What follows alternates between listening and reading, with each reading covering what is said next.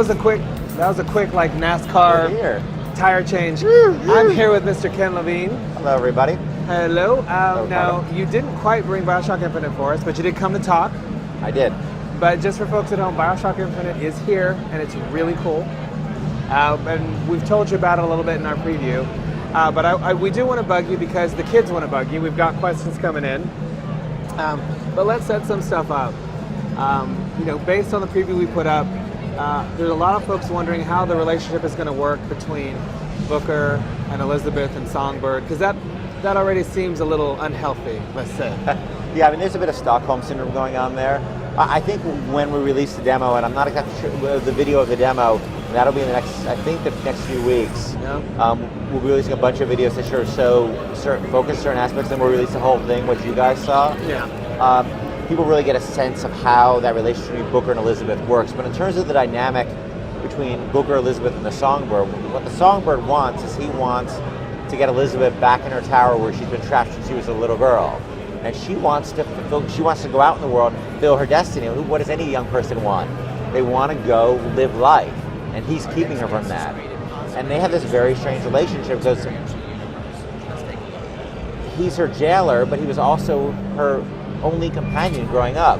He brought her books, and he brought her food, and he brought her everything. And he's all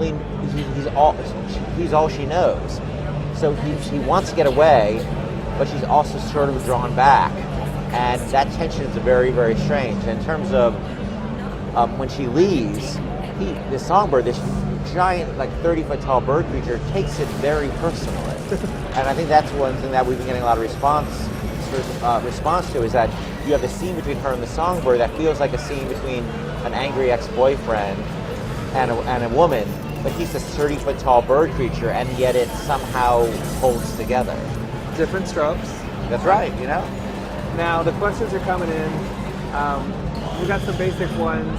Nathan from Corpus Christi wants to know, what about weapon upgrades, like in the original BioShock? We're going to have,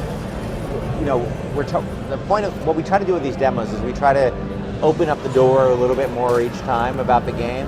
And so we've shown a few weapons, we've shown a few vigors, and we've shown a taste this time in the demo. You see there's a tiny moment where you try to get a sense of what the equivalent of the gene tonics was, how that system works. This is pretty different in Infinite. But we're not talking specifically about weapons and how they work yet, and how things might evolve there, but we will down the road. All right. Sorry, Nathan, I tried. And let's see. And we've got questions about the environment as to how big Columbia is, because it's hard to tell. It's kind of a flotilla with a main blimp. Even I couldn't tell from what I've seen. I think there's sort of two parts to that question, or at least I'll make two parts to that question. Okay. One is that in terms of how big the city is, it's a large city. We don't actually go and make maps of the whole thing. I've never done that with Rapture. I've never done that. I'm here to tell a story, and I'm not a absolute completist about knowing every detail ahead of time. I tend to focus on the things that matter to me in telling that story. So it's a city. It's big enough that it supports this conflict between the Vox Populi and the founders. But what's interesting in terms of size, I think, and when you compare to, I think you saw the sequence with the Skyline battle. Yep. The scale of the encounters you could have, and the spaces you have, these vistas you have, the vertical nature of them is like nothing you saw in a previous BioShock. I mean, it's like totally different scale. The demo starts off in an extremely traditional BioShock space. Yep. You're going through a store and it's dark and it's abandoned, you're searching for loot. So BioShock.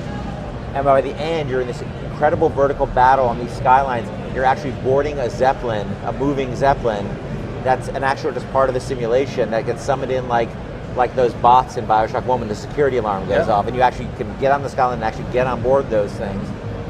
So the sort of scale of the spaces you'll be encountering goes from very traditional BioShock to things you've never seen before in a BioShock game. And as far as the Skyline system goes, is that throughout the city? So that is, at least functionally, a way to get around.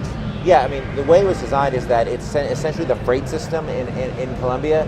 And what happens in wartime, whether it's the underground in London or the sewers in Stalingrad, people tend to find ways, especially the Vox Populi, who don't control the transportation, the main transportation system. they start using it to move troops around, to move their men around. And what's cool about it, the skyline in the demos, you actually see how acrobatic they are when they move on the skyline. But there's also freight cars are still moving around, so there's a bunch of times where those come into play. It's still an active rail system in the city.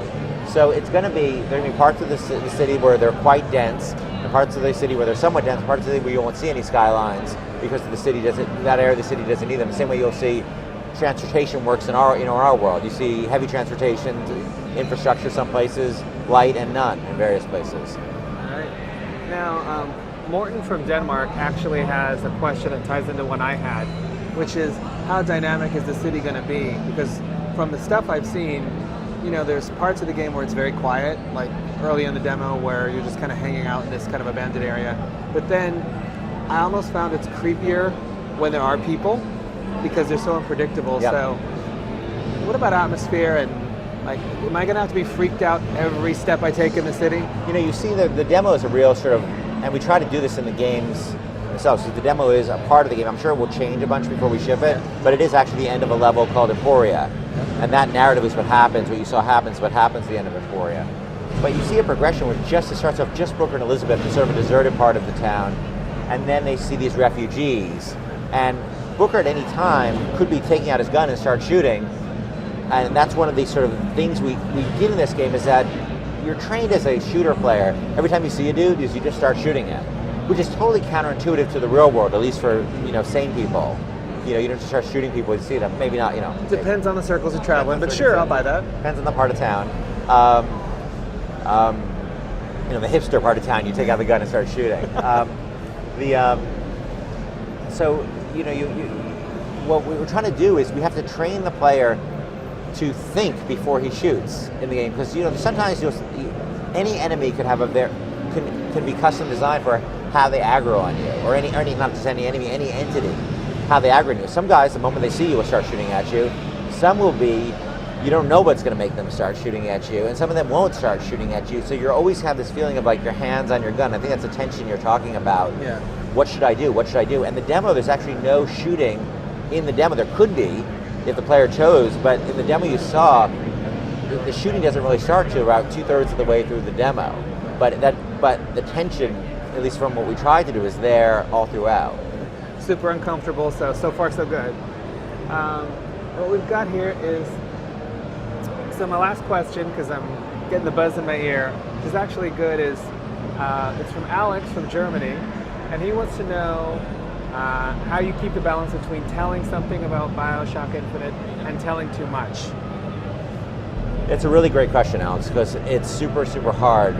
People ask us all the time, oh, we want to know this, we want to know that, and I have to say, I think I've had to say it to you before, where I'm like, look, I love to tell you that, but part of my job is to protect the story. Like if I had told people in BioShock 1 about Atlas and about Would You Kindly and all this stuff, the game would have really been damaged. So I try to find the balance between bringing people in enough so they sort of okay, I see what your goals are here.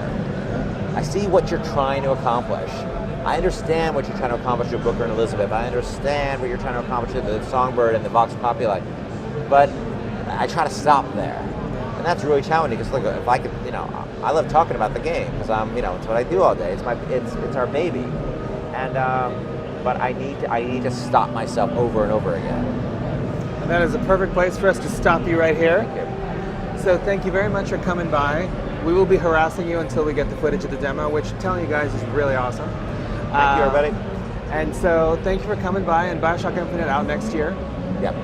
And you don't have anything to say about that Vita game, do you? We're working on it. All right. We're we'll bug you about excited. that too. All right, man. Well, thank you very much. Thank you, Ricardo. Now, we're going to be right back with X-Men in just a second.